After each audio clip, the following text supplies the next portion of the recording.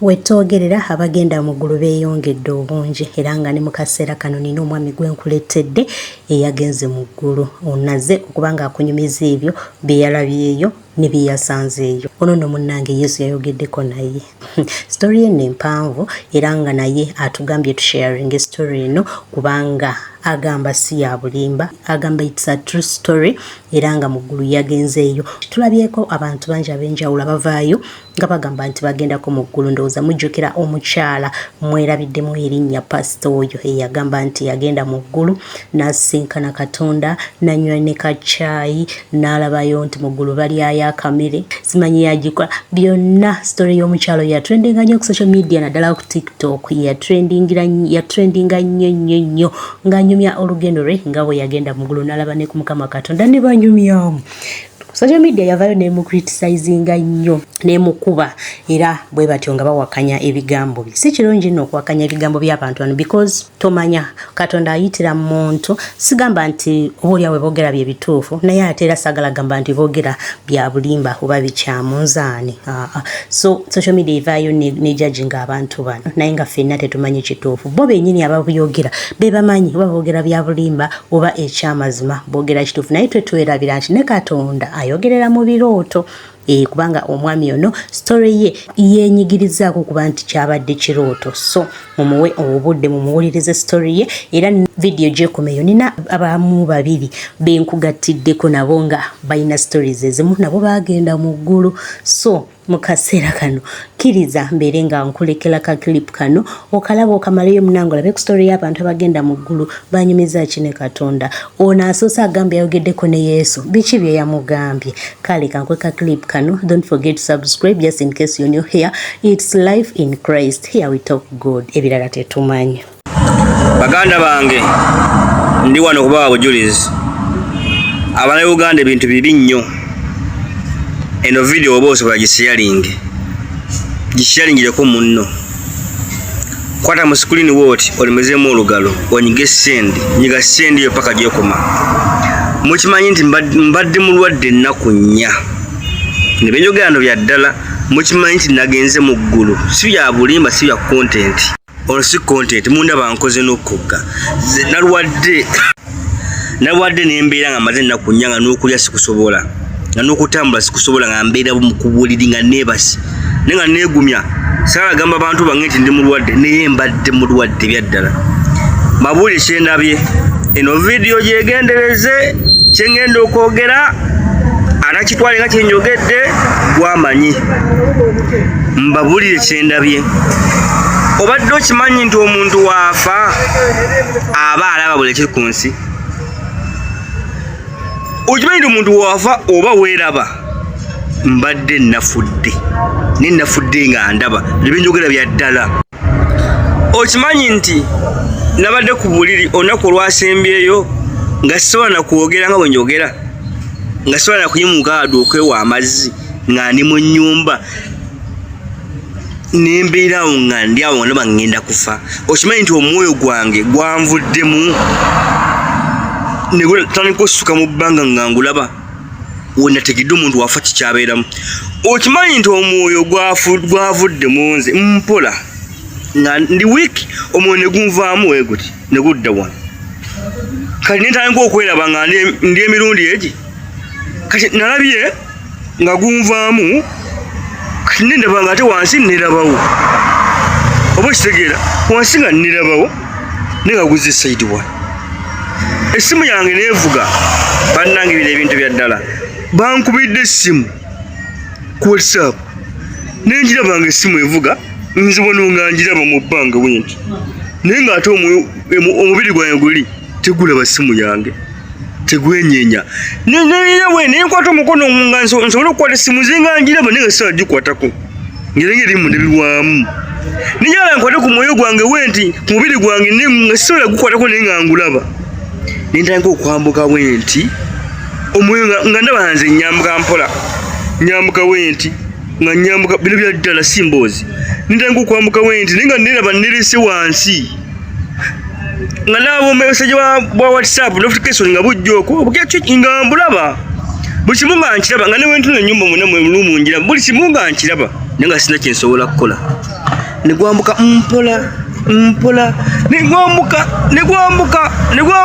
nga gwatuka gusingi waggulu nengamba kuno nno kufa nzeke nyine nga nze njogera nengamba Yesu unagambye nti Yesu negupozinga ebintu bya ddala musinze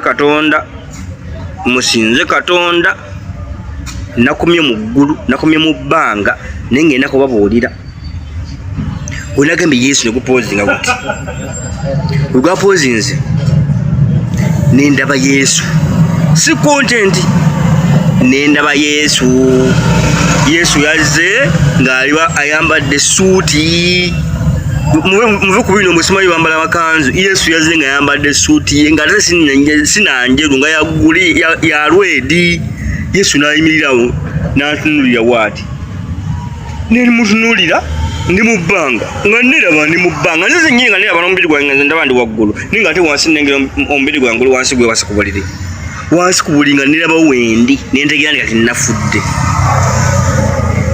najja nakola waati nga ndaba nawandika omukolo nakola waati nandekako ekibatu waati we yanteeseeko ekibatu nagira waati nabako byayogedde mu lulimi lwesimanyi nenza nga namulenga alenga asaba neneyongera nenyambuka waggulu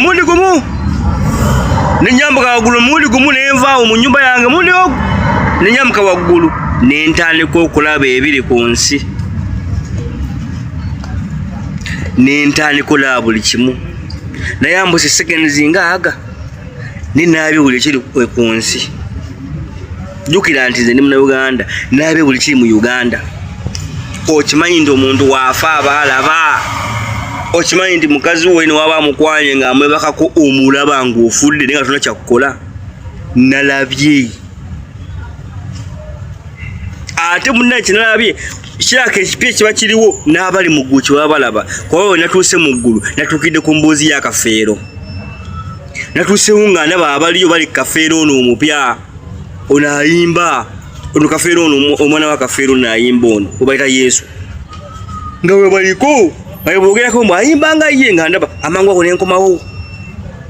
nenkomawo wansi mu kayumba kange ku buliri bwange tulusitole mwegendereze sijja kuwayiriza nenkomawo kaliri kange mpola era nga nange omubiri gwange ngulaba wali nagulese mpola nenyingira omulundi gumu muli mu mubiri gwange omulundi gumu kwa wenayingidde mu mubiri gwange awo nendaba nga ndi mubiri nga ndi munze sirabawo mulala wakubiri naye nga ate Yesu mulaba wali ambala esuti egune yalwedde ali wali ayimiridde mu kasonda nentya nnyo n'afulumya emisinde nenfuma paka wabweru kwetuka wabweru nenzijukira nengamba naye mbadde mulwadde ngenda okulaba nga ndi mulamu sinandeka nnuma nkogamba nga ndi nomo nenningiza mu kayumba kange nga terikiriwo paka kati eyabadde omulwadde omuyi ndi mulamu katebe nengamba kambawo obujulizi era baganda bange kambabuulira omuntu waafa buli kyemukola aba akiraba naye aba talina maanyi ago agakomawo ku nsi kubanga nageze mu bbanga nabye buli kiri ku nsi olaba buli ekiri mu nsi yo ofa oba nga ali ku kamera buli wamu oba olabawo kati kyenabye ekiri mu Uganda bantu bange nagenze mu ggulu nekyenabye ekiri mu Uganda bapasita abali mu Uganda mubuulira byammwe bano abalokole mubuulira byammwe abamu batuufu abalala babulimba obwedda boogera sekenzi namazeyo jjukira buli kimu naye wedulaba nga byabuulira abantu naye nga abali mu bbanga baseka okimanyi nti wotuuka eri mu bbanga kyakomala ebbanga ebiseera n'omanya kakati n'omanya ebyewaggulu n'omanya n'ebya wansi naye nga tolina busobozi budda wansi naye ngaebyagwe mubiraba buli kyemukola mu nsi muno woofa oba okiraba ekiri ku ttaka wano oba okiraba oba olaba ekiri wansi nze mu sekendi zinagenzi waggulu sizimanyi naye kati kyakenamazeyo naabye buli kiri mu Uganda buli omu nga mulaba 5 musinze eri Mukama. Eddoboozi lye linawulidde nga maze okudda mu mubiri gwange yangambye, Yesu yagambye musinze Mukama. Teyawuddeko nti oba oli mu ddiini ki, naye yagambye musinze Mukama. Mugende okujja mu nsi ey'okweyagala nga muli balungi. Nalabyeko era kyakani sikyafudde era n'obulwadde eradde omuwadde nawonye. Nza n'okuba sikyaddamu kulwala, nza okuba siriddamu kulwala kuba nawonye, sinabadde bubi. Ulizako Omusumba Aida negamba oyo mufere atufera at first wawule ojulizi we sometime kubanga Musumba ffe yali atusimbye ku Bible, nagamba teri kisinga Bible, n'ebirooto ebyo biba bya kiyaye, teri kiriyo mu nsi y'omwoyo, kigambo kiri wano mu Bible. Linda ko wali wakanya heavenly experiences. Naye nga mpuliriza mufere nga bakampuliriza omufere ono atuferemu nga muwa time naye nga mbaha wabula atufeze malayika yamulaba nalaba Yesu nalaba Yesu ate ffe oluusi tufuna ebirooto nga tetubifaako ng'ogamba kyabadde, oluusi ng'ofuna encounter nga tobiriiko ngamba kyabadde bwe kityo maybe kubanga kati nga tetubiriiko. So sibe 4 months 6 months Mukama tayogera kati nengenda for dry 7 days nze nandi nga kati tuli mu COVID-19 yao tuli mu COVID kati 7 nezimalako kujjako ddoboozi lye nawulira nti gendayo 4 days again ndyoka lye nawulira. Kati bwe nagenda 4 days mukyala wange ayumba nnyo, lwaki tolya ngenda kunoba, ne mugamba waayi woba onobanoba ugenda kufa, bagamba sifumba, ne mugamba kanfe. Kati naye munda yali lumu ngenda muleeta, yali akimanyi nti ali mu kusiiba naye asusse ng'akubira beewaabwe ono bannaye ono ye ate asusse kubalokole bemanyi balwoyo ng'ankolako olugambo agenda kufa. Namugamba amutege emmere, n'antega mmere n'enjibuuka saagirya n'enkogga. Kati nga 7 ziweddeyo namirako ddagala lya musujja kubanga already nali ngulina, nawe bwe nawulira 4 days nenzirayo dry nga simize eddagala, ne ŋŋamba paka ojja kuŋŋamba wampita oba neeyita. Kyenjagala kumanya wemba nga neeyita lwaki mpita mu bintu bino byonna n'enswazibwa.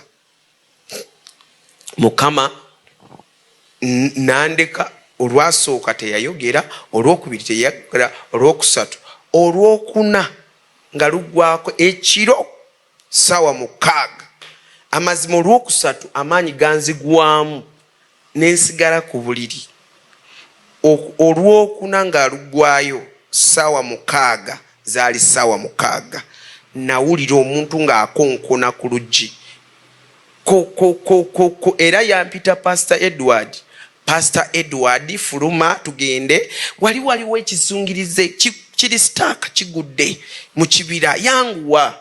Ne mugamba waayi befeeko, naye oyo omuntu yali ng'omukwano gwange gwemanyi, naddamu gwokubiri.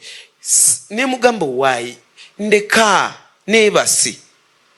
Bwe yaddamu gwokusatu nenva mu mubiri gwange neeraba nga nvuddemu, naye navaamu nga muntu wobanga weeraba nti oli bwereere. Nenvaamu bulungi neeraba ndi wano, mukyala wange ali wano. Kati ndaba mukyala wange kirabika mu kuvaamu neesika nnyo, kati ndaba ng'asituka ku buliri, yali kusaidi yeeno ng'akaaba. Kati nze simufuddeko, ne nyambala olugoye lwange lwa white lwali waawo, n'engato zange za white nenzambala, olugoye lwali lubika bwe ruti, nenfuluma nenzigalawo nemuggalirayo nze nensanga mukwano gwange netutandika kutambula. Naye bwe nafuluma nasanga bintu byonna bikyuse, obusubi buli kimu kyonna kikyuse, kirabika obulala. Mukwano gwange mutunulako ayaka wano feesi, naye nga muvuka ayogera bulungi, ayino owulira love, okwagala. ne tutambula ne tugenda ne tuka ku kizungirizo ekyo. Ekizungirizo naye wobanga oli wala okiraba nga kinyirira kina gold ne skirt ya green naye nga kirungi beautiful ng'oyagala kituukako kirabe.